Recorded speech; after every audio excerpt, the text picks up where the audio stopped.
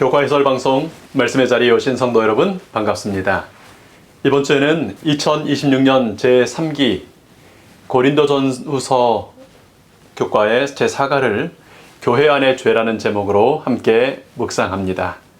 고린도 교회 안에 있었던 죄들을 통해 오늘 우리 교회와 또 우리 개인의 삶 속에 있는 죄의 문제를 어떻게 처리해야 하며 또 어떻게 극복할 수 있는지 답을 함께 찾아보겠습니다. 우리 말씀을 함께 나누기 전에 말씀을 위하여 기도하겠습니다. 아버지 하나님, 분주한 삶 속에서 말씀 앞에 나오게 하시니 감사합니다. 약속하신 성령 하나님 임재하셔서 말씀을 깨닫게 하시고 오늘 저희 속에 저희들의 교회 안에 있는 죄들을 깨닫게 하여 주시옵소서. 바울 사도를 통하여 주신 지혜의 말씀들을 통하여 오늘 우리 안에 있는 죄를 버리고 하나님께 영광 돌리는 저희 되게 해 주시옵소서. 감사하신 예수님 이름으로 기도합니다. 아멘. 우리 이번 주에 기억할 말씀 함께 읽겠습니다. 고린도전서 6장 19절과 20절의 말씀이 이번 주에 기억할 말씀입니다. 너희 몸은 너희가 하나님께로부터 받은 바 너희 가운데 계신 성령의 전인 줄을 알지 못하느냐? 너희는 너희 자신의 것이 아니라 값으로 산 것이 되었으니 그런즉 너희 몸으로 하나님께 영광을 돌리라. 우리 지금 연구하는 고린도전서는 참 어렵고 곤란한 주제를 다루는 책입니다. 교회 안에 있고요. 또 우리 각자의 삶에 있을 수 있는 죄의 문제를 다루기 때문입니다. 사람이 어떤 시대에 살든지 죄를 죄라고 인식하기가 어려운 이유가 있습니다.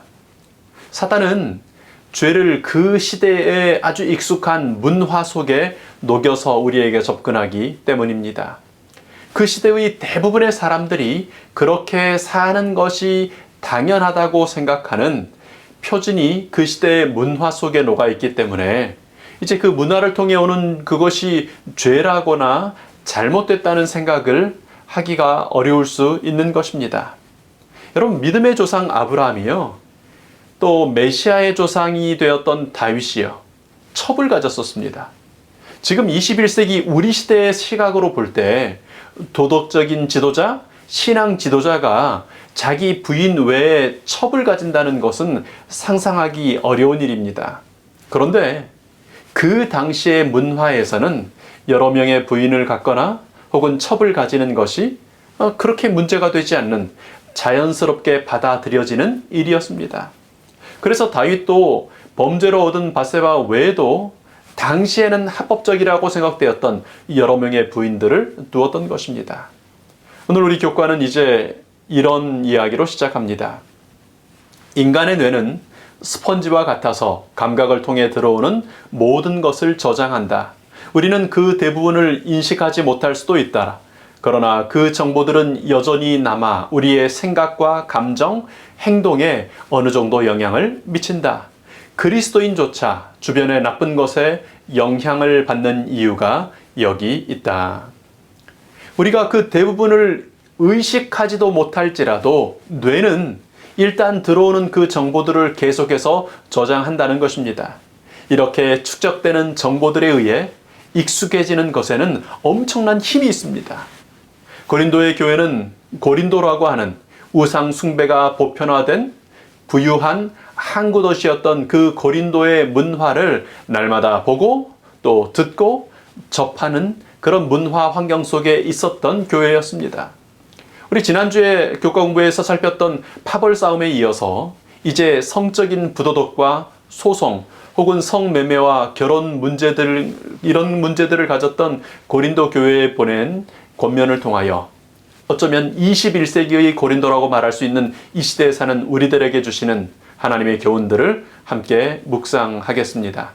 이제 오늘 다루는 일요일 교과는 믿음과 실생활의 불일치라는 제목으로 고린도전서 5장을 통해 주시는 교훈을 묵상합니다. 여러분, 여러분께서 출석하시는 교회에서는 문제가 있을 때가 있었습니까? 제 짧은 경험으로는 문제 없는 교회는 그저 지나가다가 한 번 방문하는 교회인 것 같습니다. 한 번쯤 지나가는 교회에서 만나는 교인분들은 대부분 친절하고 적어도 큰 문제가 발견되지는 않아 보입니다.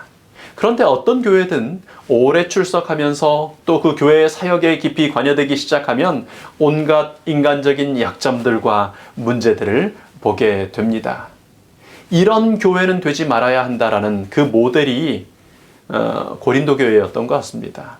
고린도전서 5장에 소개되는 첫 번째 그 교회의 심각한 문제는요, 교회가 아니라 세상 사람들 중에서라도 그런 문제가 있다는 걸 상상하기 힘든 음행의 문제였습니다. 이제 대표적으로 지적된 첫 번째 문제는 아버지의 아내, 그러니까 아마 계모였겠죠. 그 계모로 되어 있던 아버지의 아내와 아들 사이에 음행이 교회 안에 있었던 것입니다.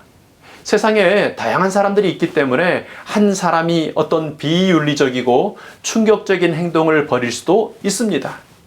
그런데 문제는 그런 죄가 있었을 때 교회가 보인 반응이었습니다. 우리 고린도전서 5장 2절의 말씀입니다. 그리하고도 너희가 오히려 교만하여져서 어찌하여 통한이 여기지 아니하고 그 일 행한 자를 너희 중에서 쫓아내지 아니하였느냐. 믿음이 약한 어떤 사람이 심각한 죄를 지을 수 있습니다.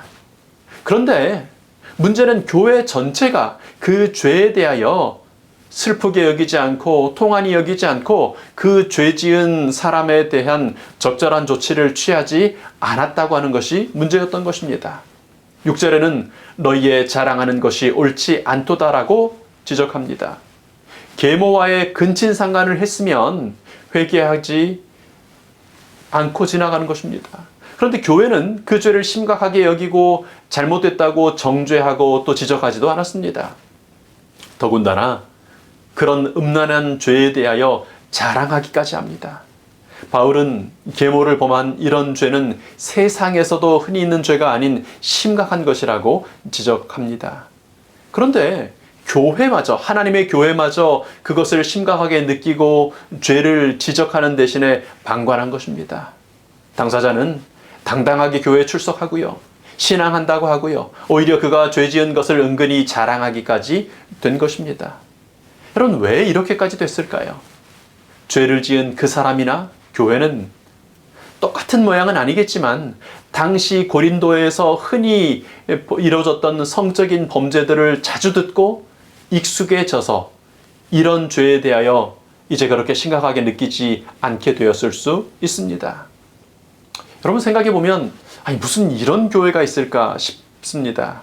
그런데요, 조금만 돌려서 생각해 보면 고린도 교회의 그 문제는 오늘 우리 교회들이 직면하는 문제일 수 있는 것입니다. 지금은 물론 아버지의 어떤 첩이 있는 집도 있지 않고요, 이런 종류의 근친상간이 가능하지도 않은 시대일 수 있습니다. 죄의 종류는 다를 것입니다. 그런데 이 시대에 너무 흔히 접하고 있고 우리가 너무 많은 사람들이 그렇게 하는 것이라서 별 문제 없는 것처럼 보이는, 그래서 그게 죄라고 생각되지도 않은 것들이 있을 수 있는 것입니다. 여러분, 잠시 생각해 보시죠. 바울이 오늘 내가 다니는 우리 교회에 편지를 보낸다면 어떤 것을 죄라고 지적할까요? 아버지의 아내와 음행을 하는 것처럼 누가 봐도 끔찍한 죄가 있을 수도 있습니다. 그러나 이 시대의 문화 속에서는 대부분의 사람들이 문제라고 생각하지도 않는, 이게 무슨 죄였어? 하는 그런 죄들이 있을 수도 있습니다. 예를 들어서요, 여러분, 성경에서 가장 큰 계명, 예수님께서 가장 크고 첫째 되는 계명이라고 말씀하신 하나님의 법이 무엇입니까? 뭐 하라는 겁니까? 사랑하라는 거죠. 하나님을 사랑하고 내 이웃을 내 몸처럼 사랑하라고 하는 것이 가장 크고 첫째 되는 계명, 또 둘째 되는 계명입니다. 여러분, 사랑하지 않는 죄에 대하여 큰 문제의식이나 죄책감을 느끼십니까? 우리 교회는 하나님께서 가장 중요하게 생각하는 그런 사랑이 있을까요? 불법이 성함으로 많은 사람들의 사랑이 식어져가는 마지막 시대입니다. 남의 인생에 간섭하지 않는 것이 미덕인 것으로 여겨지는 시대입니다. 그래서 사랑에 관심이 없는 것이 당연한 그런 문화가 퍼진 그런 시대에 우리가 살고 있습니다. 나의 삶에, 우리 교회에 사랑하지 않는 죄가 있다면 통한이 여겨야 하지 않을까요? 정말 어려운 것은 어떤 종류의 죄이든 그것이 죄라고조차 여겨지지 않고 회개하기 어려운 이유는요, 그것이 우리에게 너무 익숙해진, 너무 당연하다고 생각되는 이 시대의 문화를 통하여 우리에게 다가온다는 사실입니다. 다들 그렇게 생각하고요, 누구도 그것이 문제라고 얘기하지 않은 것처럼 보일 때 그것을 죄라고 인식하고 통한이 여기고 회개하기가 어려운 것입니다. 그래서 믿는다고 공언하는 것과 실생활이 일치하지 않은 불일치를 보이는 것입니다. 여러분, 어떻게 하면 죄를 죄라고 깨닫고 회개할 수 있을까요? 예수님께서는 이렇게 약속해 주셨습니다. 요한복음 16장 7절의 말씀입니다. 그러나 내가 너희에게 실상을 말하노니 내가 떠나가는 것이 너희에게 유익이라. 내가 떠나가지 아니하면 보혜사가 너희에게로 오시지 아니할 것이요 가면 내가 그를 너희에게로 보내리니 그가 와서 죄에 대하여 의에 대하여 심판에 대하여 세상을 책망하시리라. 예수님 보내시는 성령께서 오시면 죄에 대하여 책망해 주시겠다고 약속하셨습니다. 우리에게 너무 익숙해서 문제가 아니라고 생각했던 그것이 죄라는 사실, 사실은 우리를 죽이고 하나님에게서 멀어지게 하는 그것이 죄라고 하는 사실에 대하여 깨닫게 해 주시고 슬퍼하게 해 주신다는 것입니다. 성령께서 그렇게 하시는데요, 성령께서는 하나님의 말씀을 통해 역사하십니다. 성령의 검은 곧 뭐라 그랬죠? 하나님의 말씀이라고 하셨습니다. 사실 고린도 교회의 그 큰 문제도 누군가가 레위기서에 적혀있는 하나님의 말씀을 읽고 성령님의 깨닫게 하심을 받아들였다면 그것이 죄라는 것을 정말 쉽게 인정하게 되었을 것입니다. 레위기 18장 8절에 이런 말씀이 있습니다. 너는 내 아버지의 아내의 하체를 범하지 말라. 이는 내 아버지의 하체니라. 성경 말씀을 연구하는 것은 성령님의 음성을 듣는 것입니다. 오늘 우리는 고린도 전서를 통해 주시는 성령님의 음성을 듣고 있습니다.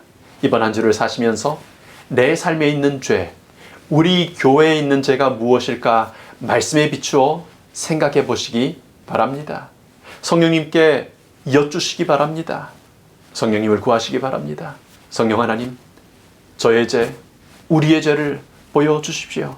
죄에 대하여 책망해 주십시오. 제 삶에 있는 죄를 보여주셔서 우리 교회에 있는 죄를 깨닫게 해주셔서 저희가 그것을 죄라고 느끼고 통한이 여기며 십자가 보혈 앞에 그 죄를 내어놓을 수 있도록 보여주시고 깨닫게 해 주시옵소서. 그래서 그 죄를 슬퍼하게 하시고 통한이 여기게 하시고 죄를 버리게 해 주시옵소서. 여러분, 믿음과 실생활이 일치되는 말씀의 사람들, 성령의 사람들 되시기를 축원합니다. 기도하겠습니다. 아버지 하나님, 오늘 저희에게 말씀을 주시고 성령 하나님 보내어 주셔서 감사합니다. 고린도 교회의 죄에 대하여 살폈습니다. 2000년 전 그 사람들뿐 아니라 21세기의 고린도에 사는 저희도 그런 죄의 유혹과 익숙함 속에 삽니다. 저희도 모르게 익숙해진 죄를 깨닫게 하시고 버리게 하심으로 용서함 받고 믿음과 실생활이 일치하는 교회 되게 하여 주시옵소서.